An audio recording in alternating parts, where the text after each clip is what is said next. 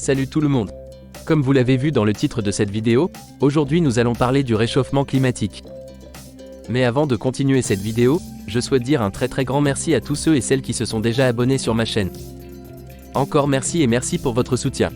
Si toi aussi qui regardes cette vidéo tu n'es pas encore abonné, alors abonne-toi sur cette chaîne en cliquant sur le bouton s'abonner au bas de cet écran et activez aussi la cloche de notification pour ne pas manquer les prochaines vidéos. Merci pour votre soutien. Bien. Si vous vous êtes déjà abonné, alors commençons. Le phénomène global de changement climatique appelé changement climatique ou réchauffement climatique, se caractérise par une augmentation générale des températures moyennes, notamment en relation avec les activités humaines, et il altère durablement les équilibres climatiques et écologiques. Aujourd'hui, lorsqu'on aborde le sujet du réchauffement climatique, on fait référence au phénomène d'augmentation de la température qui se produit sur Terre depuis 100 à 150 ans. En fait, les températures moyennes de surface ont augmenté plus ou moins régulièrement depuis le début de la révolution industrielle. En 2016, la température moyenne sur Terre était d'environ 1,1 à 1,5 degrés supérieure à celle de l'ère pré-industrielle, c'est-à-dire avant 1850. Cependant, nous devons prendre conscience et avec sérieux le réchauffement climatique de notre planète car cela pourrait entraîner de grandes conséquences sur notre globe. Je vous explique. De nombreux scientifiques démontreront que les prédictions concernant l'effet de serre étaient en fait exactes dans les années 1960. Charles David Keeling, par exemple, démontre par ses mesures effectuées près d'Hawaï comment la concentration de CO2 dans l'atmosphère augmente avec le temps. Roger Revel a affirmé que le dioxyde de carbone libéré à la suite de la combustion de combustibles fossiles n'était pas immédiatement absorbé par l'océan. La question du changement climatique devient de plus en plus une préoccupation pour les scientifiques et, par conséquent, la société politique commencera à s'en occuper. John Sawyer a publié un rapport scientifique en 1972 qui établissait des liens de plus en plus clairs entre le changement climatique et les effets de la sécheresse. La communauté scientifique recueille des preuves depuis plus d'une décennie et, au tournant des années 1980, les 7 plus grandes puissances économiques du monde, parmi lesquelles le G7, ont demandé à l'ONU de former un groupe d'experts pour se pencher sur la question. C'est la première fois que la question du changement climatique mondial fait l'objet d'une véritable prise en compte et d'une reconnaissance officielle de la part des organisations internationales. Le GIEC, c'est-à-dire le groupe intergouvernemental d'experts sur le changement climatique, a été créé en 1988 dans le but d'examiner l'évolution du phénomène du changement climatique et ses effets. Afin d'avoir une compréhension globale de ce phénomène, il réunit des centaines de scientifiques, dont des climatologues, des géographes, des océanographes, des biologistes, ainsi que des économistes, des sociologues, des ingénieurs et d'autres experts de divers domaines. Dans une importante conférence internationale en 1971, le premier sommet de la Terre mentionne pour la première fois la définition du changement climatique et de ses effets. Les nations réunies à Sharm el-Sheikh pour le sommet annuel sur la lutte contre le changement climatique n'ont toujours pas réussi à se mettre d'accord samedi soir. Jusqu'au bout de la nuit.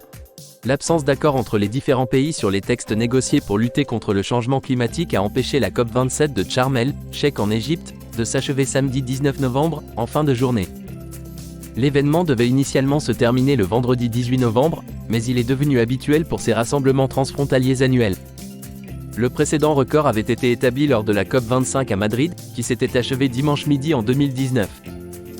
Après 2 semaines de négociations poussives à Sharm el-Sheikh, les choses se sont accélérées samedi avec un accord conclu sur la question litigieuse des pertes et dommages découverts en milieu d'après-midi.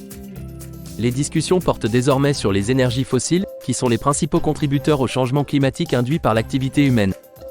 Leur nécessaire réduction de l'un d'entre eux, le carbone, a été évoquée pour la première fois dans le texte final l'an dernier à Glasgow. Cette année, un certain nombre de nations, dont l'Union européenne, veulent que la déclaration finale appelle à l'abandon de tous les combustibles fossiles.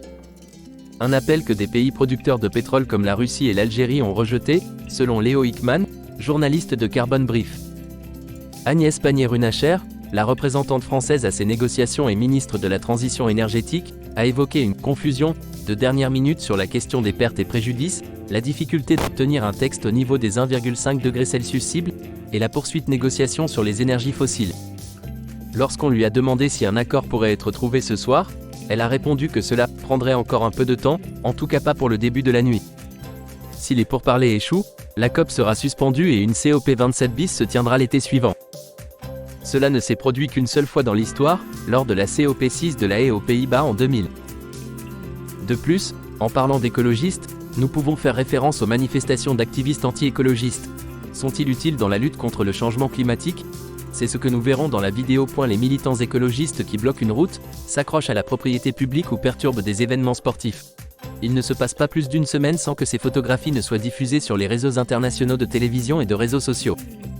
Mi-octobre, la vidéo de 2 militants britanniques jetant de la soupe sur un tableau de Vincent van Gogh à la National Gallery de Londres au Royaume-Uni a reçu plus de 50 millions de vues sur Twitter.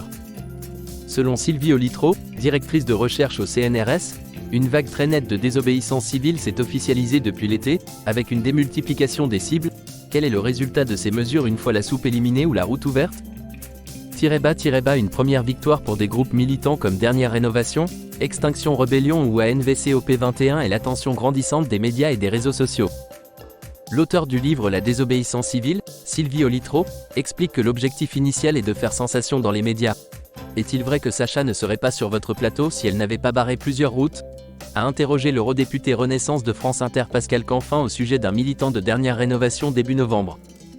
Selon Michael Lodenthal, chercheur à l'université américaine de Georgetown, spécialisé dans les violences politiques, ces groupes se sont rendus compte qu'en recourant à la désobéissance civile perturbatrice et les dégradations ou destructions de biens, ils sont capables d'attirer encore plus de l'attention des médias qu'avec des pétitions. Les pouvoirs publics dénoncent fréquemment ces comportements. Gérald Darmanin, le ministre de l'Intérieur, a dénoncé des modèles opérationnels issus de l'écoterrorisme, à la suite d'affrontements lors d'une manifestation contre la méga-béacine à Saint-Soline, Deux-Sèvres, malgré l'affirmation contestée du réseau national antiterroriste selon laquelle aucune procédure n'est actuellement en cours. Au-delà de leur résonance médiatique, ces actions de désobéissance civile font avancer le changement climatique dans le discours public, selon Sylvie Olitro. Par conséquent, il est important de tenir compte de l'opinion des gens sur les questions environnementales, qui s'accompagnent souvent d'autres problèmes comme le conflit en Ukraine, la pandémie de Covid-19, des événements extrêmes comme les ouragans, les incendies de forêt ainsi que des rassemblements internationaux comme la CP27 qui se déroule actuellement en Égypte, ont pu rendre ces mobilisations plus perceptibles car elles s'inscrivent dans ce cadre mondial plus large. On arrive ainsi à la fin de cette vidéo. Je vous invite à me laisser dans les commentaires ce que vous pensez du réchauffement climatique. N'oubliez pas de vous abonner et d'activer la cloche de notification pour ne pas rater les prochaines vidéos. Merci et à bientôt pour une nouvelle vidéo.